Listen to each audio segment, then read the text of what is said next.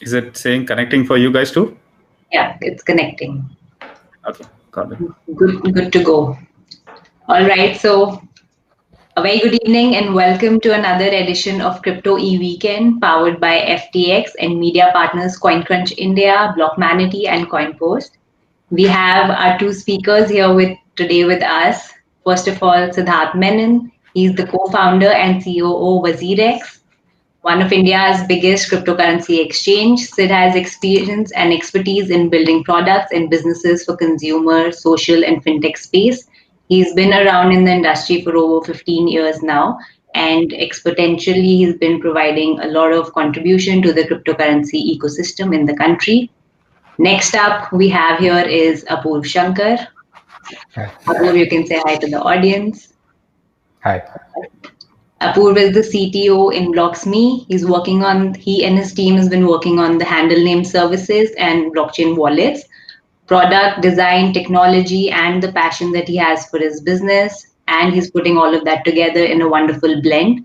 So welcome you guys today. Unfortunately, Chandresh he won't be able to join us today. He's feeling slightly unwell, so he's not 100%. So I think we can start with Siddharth and Apoorv today.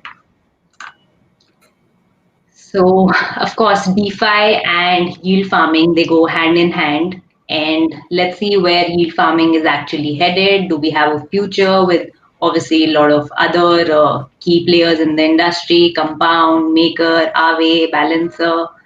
Let's see where all of this is heading. Does India actually have a future? Let's see. So Apoorv has something to present here today with us. So we're going to start with Apoorv Shankar today, and then we're going to come to Siddharth Menon. If you guys have any questions, you can put them in the question box. And also, once both the speakers are done, we can probably invite someone from the audience as well and hear your perspective. So you can raise hands in the raise hand section. So let me know. Let's get started with Apoorv. Yeah. Thanks, Amida. So I'll share my screen.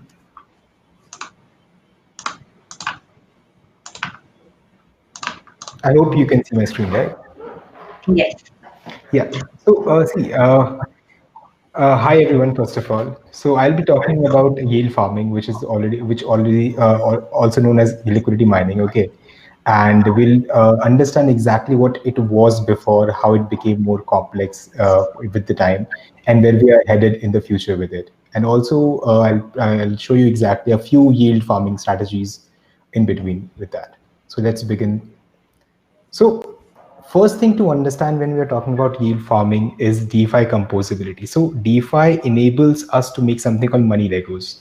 So what is that? So for example, in banking systems, what happens that you compose different monetary blocks or financial services block onto one another to create one service which can be offered to the end user.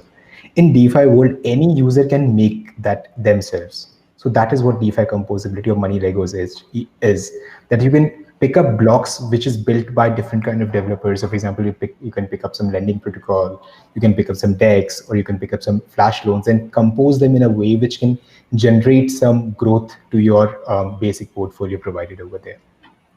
So going further, what are the components of these money Legos? So the basic components are DEXs, decentralized exchanges like Kyber, or Loopring. Then there are automated market makers like Bancor or Uniswaps. Uniswap is also a decentralized exchange. Then there are DeFi aggregators like 1inch or UniLend Finance. So 1inch is a DEX aggregator.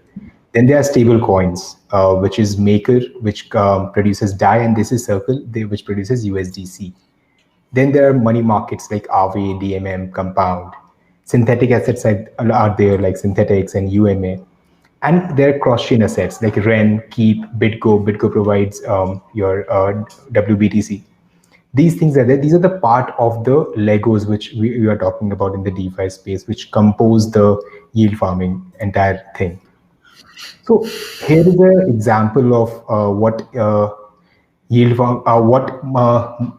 composability is all about. So I have presented one thing that is called pool together. So the baseline is a volatile cryptocurrency that is ETH. So you can take the ETH and provide that to Maker, which generates DAI, which is a stable coin. So what you have done, you have converted your volatile cryptocurrency into a stable coin, which you can denote in a dollar value. And then you go with that DAI, that stable coin, to money market protocol like Compound. And for that DAI, you get CDAI, that is an interest-bearing decentralized stablecoin. So you're already bearing some interest on top of it. So for example, on DAI, you can bear like 0.18% right now, but initially it was more than 8%. So that interest is accruing over there. Then you take that CDI and put into a no loss savings game, like Pool Together is out there. So you can put it out there in the Pool Together. And then for that CDI you're putting in Pool Together, you get PL DAI, that is a pool DAI, which is basically a game ticket. And that decides your winning or losing probability. You don't lose any money, you just win, or the entire money comes back to you. So that is one use case of DeFi composability, which is very interesting, which I find really interesting. A no loss savings game where your money is already making some money and you put it into a lottery where you can win something out of it. Now, they were initially, when yield farming came into picture, there were simple forms of yield. So for example, trading fees from providing an asset to Uniswap. So you can directly go to Uniswap, provide a token pair over there, and get some trading fees out of it. That is 0.3%, which Uniswap provides. Then second form is, for example, incentivize SNX for providing liquidity to Seth ETH pair on Synthetics platform. Then the third was trading fees from providing DAI or USDT to Curve Finance. These are really simple and direct ways to generate some yield. Or you can make some lending interest from being a supplier to Aave or Compound or Fulcrum or DYDX. These were the simple times, the easy times. And then Compound came out with their governance token called Comp, and then with that, Balance came out with BAL. Then MTA came out, WazirX was Fulcrum, and Curve came out with CRV. And then times changed. Yield farming became more complex and more growth oriented. So now the complex form of yields where I've presented one or three methods where this one is supply DAI to Compound. So you can earn some interest on top of it. Then you deposit the CDAI into Balancer. Then when you are supplying DAI to Compound, you are earning comp on DAI and BAL on your CDAI deposit to Balancer. And then the total output is your lending interest on DAI plus the trading fees on Balancer plus the comp plus the BAL you are generating out of it. That was one complex form of yield farming. Then came your the second is like supplying DAI to Curve directly. Then depositing Curve tokens into Synthetics Minter, which is earning CRV on the DAI and SNX on the Curve tokens you're depositing on Synthetics Minter, and the trading fees you're generating from CRV directly. So there were like multiple forms of things you are generating out of the same asset class you're having DAI over there. Or the third one was you supply DAI to MStable, then you deposit MStable to Balance it. The same thing. And you're earning interest on DAI and BAL on the MStable, and the trading fees you are getting from the Balancer pool. Or if you want to go into a more complex, then what you can do is just supply USDC to Maker, which gives you DAI, and then you use that DAI into any form of these. These were complex forms of yield farming which came into picture. And it became really more complex for people to understand. Initially, it was really simple that you just go and put your money into Compound and you generate some interest on top of it. And then with these, it became a little complex. Now, after that, what happened? The liquidity forks started happening. So liquidity forks, when Sushi came into picture, what Sushi did, they forked Uniswap totally. They created their own liquidity pool, and anyone can provide liquidity on Uniswap and then carry their LP tokens from Uniswap to Sushi. And then Sushi would take the entire liquidity from Uniswap and bring it onto Sushi. And while doing that, the user were given the trading fees from Uniswap, plus they were rewarded with Sushi tokens on SushiSwap. So that is how I can sum up yield farming into like 3-4 slides. That the first simple form was through Compound, through Maker, through Fulcrum, and then it became complex with complex things. For example, putting money into one protocol, then getting the money out from there, then putting into another protocol, then getting out from there. And that is what we can see. So if you see the total value logged in Compound at a time exceeded the total DAI available in the market, because the same DAI was taken out from and then converted, then again provided to compound, and it was a circle, and that is how people were generating yield out of it. So that is the basics of yield farming. That how you, if you understand the protocols which are on DeFi, if you understand it's a weed. So there are a lot of protocols inside DeFi. There's compound, there's maker, then on top of it there's balancer, synthetics. If you understand the basics of those protocols, you can compose your own recipe on top of it, and then start generating some X amount of money without losing anything. Now, when I say without losing anything, then you can ask that, is there no risk in this? I mean, if I'm putting money into yield farming, if I'm going for a yield farming strategy, is there no risk? So yes, there are risk associated with it. So that the most important risk is that the smart contracts generally are not audited really well. And in the case of SushiSwap and the entire meme DeFi ecosystem, the contracts were not audited at all. And we have seen the rug pulls which have been done by the devs over there. We have seen contracts being exploited for their coding issues, and things happen like that. So there are risks associated. There's one thing over there. The second thing is that the token price, these governance tokens, inherently they don't carry any value. When UniLend Finance came into picture, it was said that the value of the governance token intrinsically is zero. It's the market which is driving the value of the governance token. And that is how the game of liquidity goes on, and it keeps on revolving round and round around it.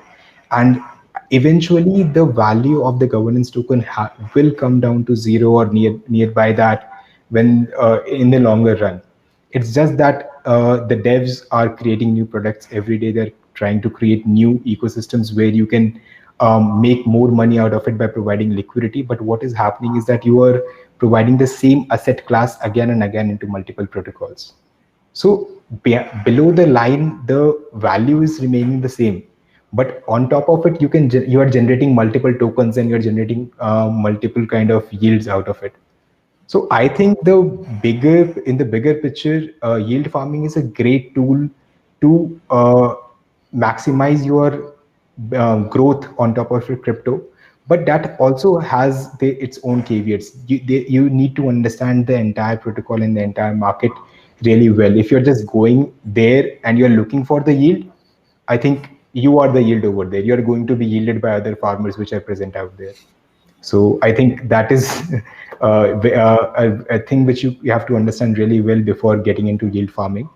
And this then with liquidity folks, when SushiSwap came into picture, there were a plethora of these food tokens coming over there. There was a lot of things, and what was happening is that everyone was trying to create something which was having the same base level, the same fundamentals. It was not progressing the ecosystem any forward. What was just happening? The entire 2007, the ICO age of 2017 again came into picture with a new costume, that this yield farming costume, and the meme coins started coming into picture. But I think it was not progressing in a direction. But where I can see it going now, when the entire wave of food tokens has kind of ended, and people are now looking for more substantial use cases, and DeFi is proving out to be a real hedge towards the financial ecosystem which exists outside the crypto world, where people are living in those countries where there are no or very less interest on their savings bank account. They can actually get some interest rates by just converting their dollars into crypto, directly depositing their dollars inside a crypto wallet. So for example, you can see Dharma. You can directly deposit your dollars inside that wallet, and it gives you some interest on top of it, and also allows you to trade cryptocurrency in a decentralized way. And now they are also on with limit orders. So that is great. Tools like that will take us forward. And I don't think these food tokens are taking us any further in terms of progression, but obviously they're they're trendsetters. They're setting some trends in the industry. They're bringing something new which is making people more excited about things which can happen and what they can do with their crypto. And I think that is also necessary from time to time. These are like games. So I think the games are also necessary from time to time. And obviously the base level, the fundamentals like compound, maker, these people are the ones which are driving it forward, and these games are we'll keep on seeing new adoptions, new use cases, new games which are built on top of these protocols. But yes, I think the baseline will remain the fundamentals, which is already out there, and I'm waiting to see the next fundamental coming onto it from which will progress the ecosystem further from Compound and Maker. Yeah. All right. Thank you so much, Apoorv, for the lovely comparison of recipes and ingredients that actually should be there. We're seeing a lot of sushi swap, pancake swaps happening around. So let's hear what Siddharth Menon has to say about it and his perspective on the same. Yeah, I think you did a great job, like into sort of simplifying the whole ecosystem into what is it, and that's very important, right? So one thing that he did mention, right? So all these things, this whole food token, the whole food DeFi, and all these things that is happening, these are trendsetters, or more so you would want to call them as somebody who's able to market this whole new thing that is coming in. See, a lot of times you have a great tech, but it lacks adoption. And there are a lot of such great products that has happened in the past that has just come and gone, right, because of lack of adoption. And it is these sparks like this which actually brings all these things right in front of new people, and this adoption is really, really important. So I mean, I'm pretty sure, like in the short term, people would have made money, lost money, and stuff like that. But these are like very important milestones, when you're trying to build a bigger ecosystem. Now, if you think about it, like for me, the DeFi and the yield and you're talking about AMM, all these protocols. For me, I look at it from more from an abstract point of view, and something that is maybe like for more long term. Maybe I would not have the right recipes to help you guys trade better, because these things keeps changing every day. But essentially trying to understand where this is all heading towards, right? So we had this whole very important thing, right? So back in the days in 2017, we had the whole ICO era kept coming in. There was a lot of potential in the crypto industry. If you think about just crypto industry, first you needed a base quote, a base what do I say, a token that you can rely on, something that is more seen. Bitcoin has taken that role right here, like it's like digital code. But over time, you need more services coming on board, right? So and there was this whole zone of ICO where people wanted to invest, or probably wanted to be part of what is coming next in this whole ecosystem, and that's important, right? Like, because from an progress point of view, you need to fund more startups, or you need to fund more projects. And this happened. Okay, maybe out of 100, maybe 3 survived, or 5 survived, or maybe 20 survived. But that's an important step. The same thing that happens in the Silicon Valley, right, where you have VCs funding a lot of these projects. But the scale at which this was done in 2017 was crazy, right? That was crazy. Like, you can be part of the whole the project, the whole ecosystem, just by giving your tokens, right, or just buying some tokens. And then so there were a lot of infrastructure projects coming in. There were like multiple types of flavors of tokens coming in. Then now we are at a different stage, both in a world economics point of view. We see the whole economics, that the world economic is going towards, going through a revolution, right? Somewhere, the power struggle and whatever that is going to happen. We all know something is going to change, right? Things are really, stock market is up, but ground reality is something else. So we don't know, but we know that, and also the corona coming in, right? So there are a lot of things that is happening in the whole economy space. And what is more important is, where is this all heading towards, right? And this is where I personally see the power of decentralized, finance coming in. This is where, where the central power is going to move to a new evolution, that is, a decentralized evolution. Why? Because this would enable folks to have more transaction, cross-border transaction, global transaction, internet transaction, and many more things to come. I mean, all these things that we have visioned about what Bitcoin would be needs all these, basic Lego blocks, right, to make this happen.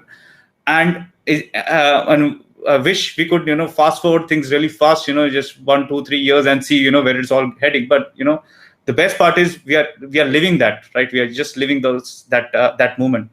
And it goes through ups and downs. And I'm so impressed with the whole, the innovation that is happening all across the DeFi space. The Amn Protocol, for example, right? So what is the Amn Protocol? Let me tell you, forget about the tech, but let me tell you, as an exchange, when as a centralized exchange, when you do trading, who earns money? Is the exchange earns money, right? And they earn a lot of money. But now in this whole decentralized space, you guys, I mean, people can earn the same money what an exchange can do, right? Just by being in decentralized. And it's just a simple thought, but imagine, not just exchange, but, plethora of services that has to come in future is where you can be part of, and that changes everything. And, it's a very different mindset. Like, even when I think about it, it's a very different mindset. I may be a bit traditional because, 15 years or whatever I was working on, but the way the things are changing, right? This is where the opportunity lies, and this is what changes things for everybody. So you can actually earn the same fee that an exchange earns, right? Now you can do that on DeFi, and there are many ways to do it. It's not particularly, just bordered by AMM, but there are so many more protocols, so many different things, and so many more to come, right? And if we believe where the world economy is going to go, and you have these Lego blocks, coming up strong and driving adoption across multiple people, I think the year to come, I don't know, 2001 or 2000, I don't know when, but it's going to be crazy, and it's going to be crazy in the sense. Forget about the how much you would earn on someone, but think about the whole industry as such, right? Now you have an industry where the basic stuff of having banking, lending, trading, or 10 other things, derivatives being sorted on the decentralized land. Till now we were all talking about blockchain. Till now we were just talking about doing a transaction. Just one-to-one. A lot of people in 2017 were just talking about, okay, what, Bitcoin is small. If I want to do a transaction, it is small. But nobody was thinking about these things. And these are the Lego blocks which we are creating, and really excited about this. And just like in the centralized world where the exchange gets benefit, here the benefit is more towards everybody else. And in general, if you'll see, not just any product, but more products to come, you will see the yield,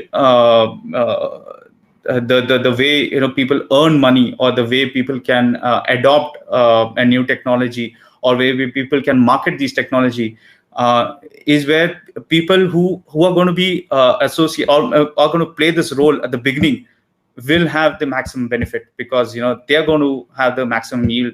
They're going to have the maximum, interest, because they are the ones who are going to propagate this to rest of the world.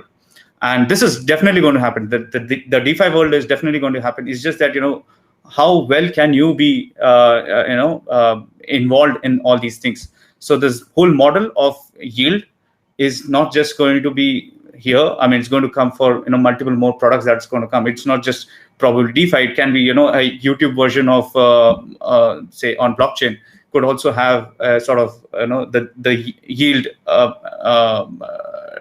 methodology built into it.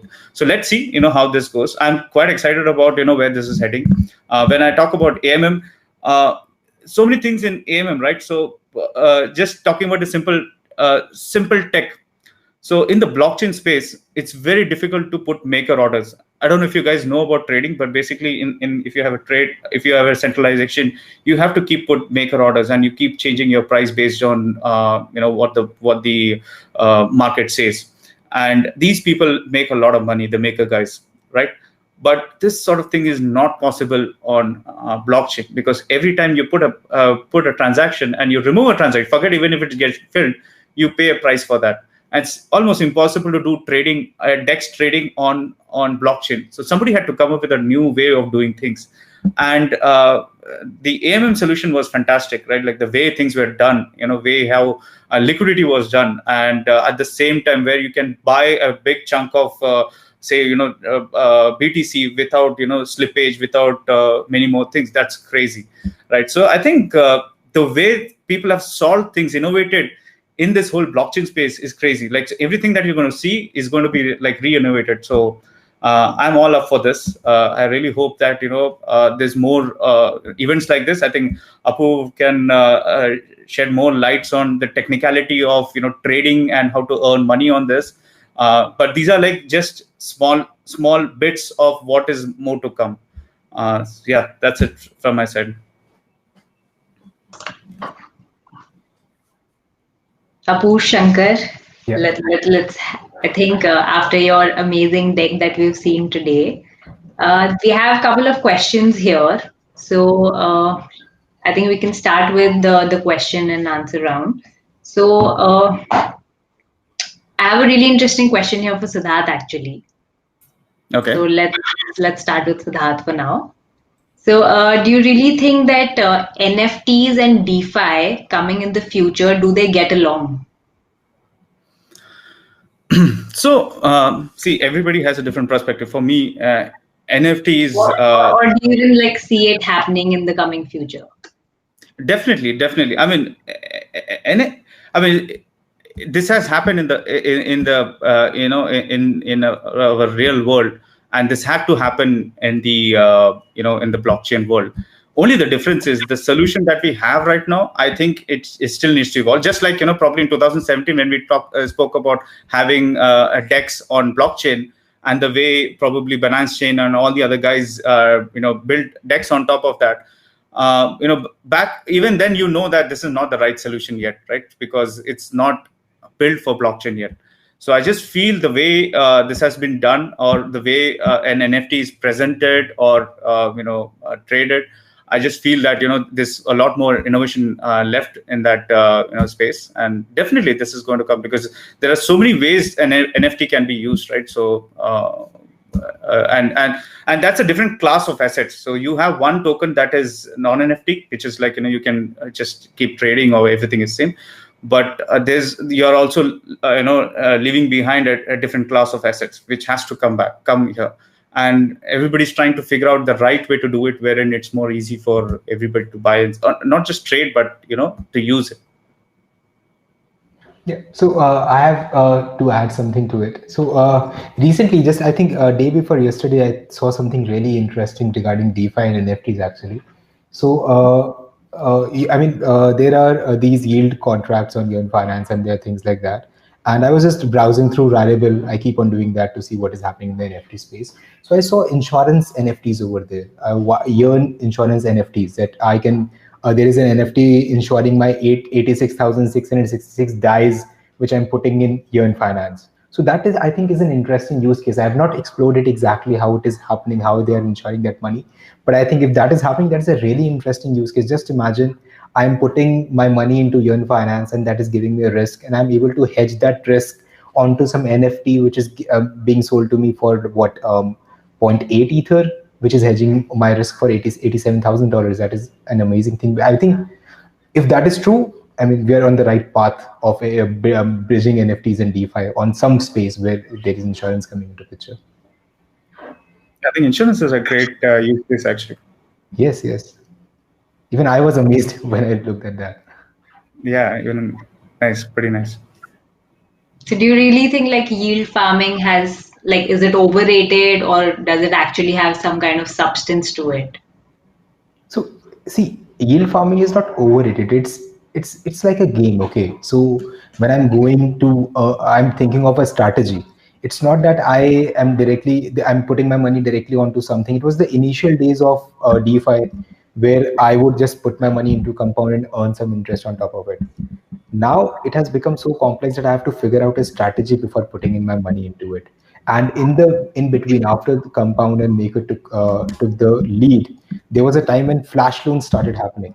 When the first flash loan happened, and then Aave came out with flash loan as a use case, as a feature, which they introduced inside their ecosystem, that anyone can take a real-time liquidity inside a transaction, which is really atomic. That either you take a flash loan and the transaction happens, or you don't take a flash loan and the transaction doesn't happen. So such atomic concepts which came with flash loans and your yield flash loans, and then you can build something on top of that. You can compose a lot many transactions inside the flash loan. So for example, if I take a flash loan from Aave of 100 ETH, I have to have point zero point 0.9 ETH, I guess, point 0.9 or point 0.09 ETH inside my wallet. And I can take a flash loan of 100 ETH, which I have to close inside that transaction only. So inside that one transaction, I have a liquidity of 100 Ethereums. So if I'm able to find an arbitrage opportunity on some protocol that if I, for example, convert my ETH to DAI and then I provide DAI to Compound and I'm generating a particular interest on top of it, and then and I'm also mining Comp at the same time, then I put DAI onto some other platform, some other DEX where I convert into USDC and I can find an arbitrage opportunity where I'm going to some other DEX. For example, I traded my DAI to USDC from Uniswap and I got a rate of 1.01 USDC per DAI. I'm making 1% over there. And then I get that USDC to some other exchange, converting it back to DAI, where I'm making, for example, 2% more over there. These arbitrage window, if I'm able to find that, I'm making a lot of money over there. So yield farming, I think as a concept, it is going to stay. But as a hype which we have seen in the past, I think that was a hype. So hype doesn't meant to stay. But the concept, actually, it is a great concept, which I think should stay over there in more stable form. In the ICO era also, we have seen really high volatility over there, but with time the volatility reduced and we see more stable options and there are more advanced methods of launching a token onto the system. So I think yield farming is also progressing towards the same. We are seeing more stable things and a more interesting protocol. So Yearn is there to do that. So I think, yeah, it's there to stay, but in a stabilized way. So it's not just a wave that is going to come and go. So it's going to stay there for longer period, right? Yeah, the food tokens and the meme tokens, those I don't know about, but yes, the yield farming and the entire growing your money thing, obviously it's going to stay. All right. So we have a final question here for Siddharth.